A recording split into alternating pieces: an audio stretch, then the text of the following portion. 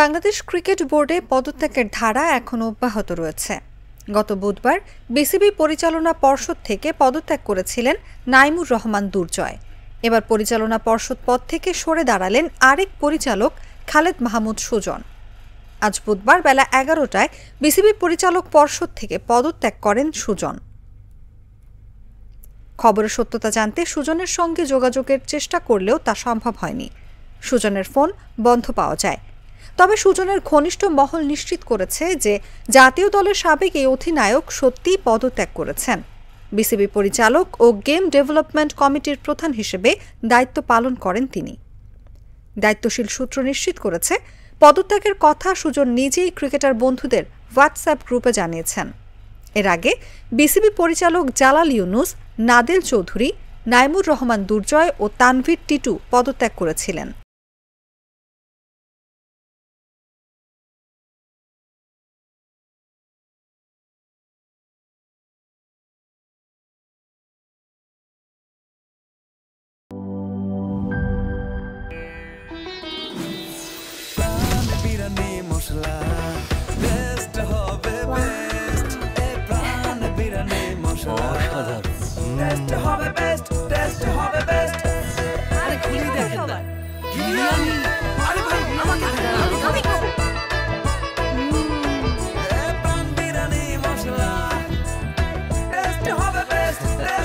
প্রাণ বিরিয়ানি মশলা, টেস্ট হবে বেস্ট। প্রাণ, জীবনের স্বাদ।